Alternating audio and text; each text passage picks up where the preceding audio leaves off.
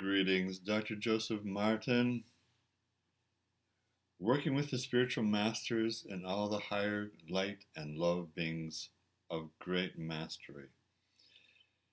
When I was sharing my autobiography, Living in Two Worlds, I wanted to let people know that in terms of myself as a scientist, I am standing on the shoulders of so many great scientists, historians, musicians, and writers. However, from this perspective, the spiritual masters and the higher beings of great light and love, I need to say that as a young boy and all through my life, I've always realized I needed all the help I could get because I could be at the mercy of all my own inner fears and desires and emotional attachments and issues that I have with myself, my own insecurities, my need for developing a superiority complex or an inferiority complex. And I realized that this whole time on earth, when any one of us come back in any time of history, when we have to deal with our egos and our shadows and our feelings and our need to be a somebody, be a big somebody, I realized that these are all dangerous illusions, and I had to get over this. Yet again, every time you come, you deal with this consciously and hopefully super consciously. Well, knowing that I needed all the help I could get, I called on all the spiritual masters, not just the historical ones that we know of cross-culturally in all the religious and mystical traditions. I also called on all the other spiritual beings that few, if any, know about here on this little earth. In terms of the spiritual masters, I realized that I wanted to be a universalist in my consciousness. I wanted to acknowledge, both as an anthropologist and observer, but as a deeply spiritual, mystical man, that all spiritual masters who've come here to share their love and their teachings and their wisdom with us, they're all perfected beings and they all offer us something great. So I took it upon myself to not just simply read about them. No, that's not the key here. The key is to get to know them in my heart, to surrender my ego and the little consciousness I have of the very little that I know, enough just to cover this little fingernail, and call upon them and get to know them in my heart and surrender and open and allow and invite them into my deepest, sincere, unique, sacred heart consciousness here inside myself.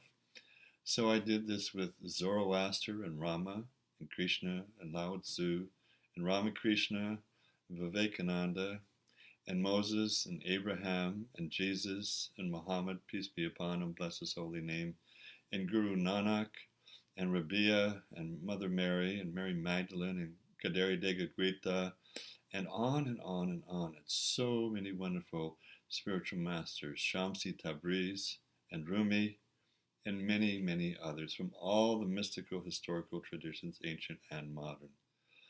And having done that, I realized that I needed to do more.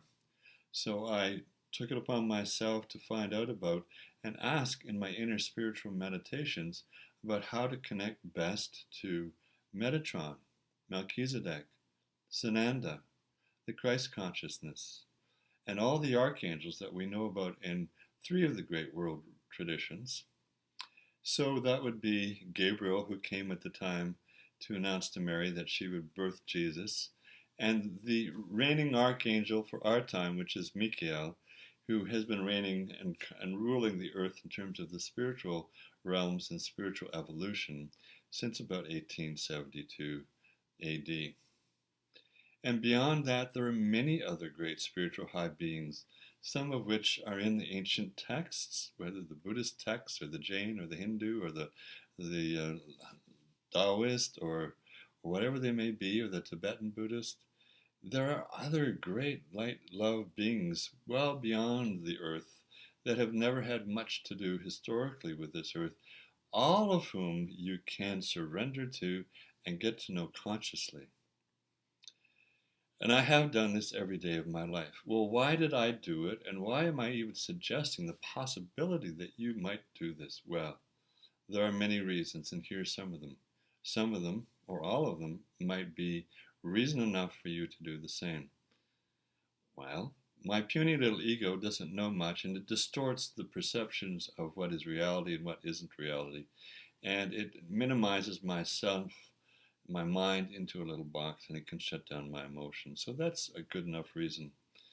Through connecting with the spiritual masters and listening to their moment by moment guidance, particularly Babaji Nagaraj, the creator of the universe, Yogananda, Jesus, Buddha, Guru Nanak, Rabia, many, many others, they give me guidance, they give me direction, they ask me questions.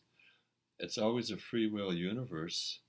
I can choose to do what I want, but I've found through time and experience that I always choose now to do what they suggest because I know it's in my highest and best interest and the highest and best interest of all my relations, or as we say in the indigenous way, all our relations. And by the way, there are many great spiritual native masters. Tushunkawitko, Crazy Horse, Coyotle Geronimo, Tatanka Yotanka, Sitting Bull, Hinmaton Yalatkit, Chief Joseph, Tecumthe or Tecumseh, and many, many more, all of whom were participating in the over 280 traditional native spiritual sweat lodges that we have given for all our relations. The spiritual masters will always be on your side. They protect you, they love you, they give you a sense of true security so that your ego doesn't have to go into inferiority, superiority, all these weirded out complexes that we can get into unless we open to the divine light within us and stand in the heart of all the great spiritual masters who've come before us, who have trod the path of self-liberation, self-realization, self-love, true self-identity and self-worth.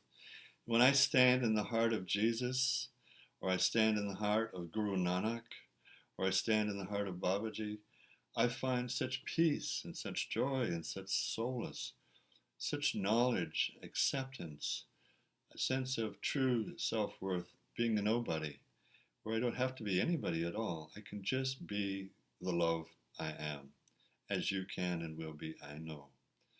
This is what it means to be working with the spiritual masters and other great high beings, the highest beings of light and love.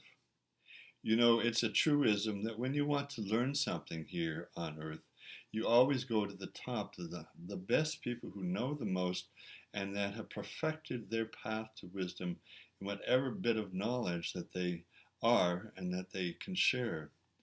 You always go to the top when you want to learn something, and that's why spiritual mastery is one of the most challenging paths of all. And so I go to all those who have attained this self-mastery so that I too can become a self-master as I choose to be. And perhaps you, sitting, watching, standing, watching, and listening to this now, you know, you can say to yourself, maybe I've had enough of all this ego garbage.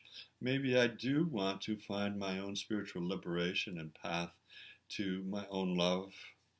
You know, another reason for this is that maybe you're having challenges in all your love relationships or your family relationships or your business relationships. When you have the unity of the spiritual mastery and masters in your heart, you'll have the goodness and righteousness and kindness and respect to be equitable, forgiving, loving, patient with all those you love, and let them be, and you be non-attached to them emotionally. There's no need to be needy when you feel the love of, say, Jesus or Buddha or Moses or any one of them. You find that inner strength, you find that inner courage, you find that inner knowing, that inner sense of peace and love, and you're capable then of being much more than you thought you could be. You know, in a way, working with and loving the spiritual masters is the fast track to healthy relationships, a healthy body, mind, and soul and emotions, to the fast evolution for yourself. It's a fast track for karmic and emotional healing and clearing from your karmas from this or past lives. it's a fast track to just being all the love you are, and then being able to shower everyone with love, and to spend your time and your energy just giving back through charity or love or relationships or whatever it is that's true for you. You can be all the love you are with the spiritual mastery in your heart. And if you're having a challenge as a man or a woman with surrendering your ego and all that you are and just letting go and moving into that deeper heart place, I suggest you connect with many of the great feminine, female mystics and spiritual masters, as I have. And who are some of the greatest? Rabia, the Sufi mystic, Kuan Yin, Mother Mary, Mary Magdalene, Kali, Lakshmi, Durga, many, many more, including Dendrea, the great white buffalo calf woman of our first indigenous people's ways. So I wish you all love and support on this great path of being connected and finding all the many spiritual masters are actually a unity in your heart. All my love and support, Dr. Joseph Martin.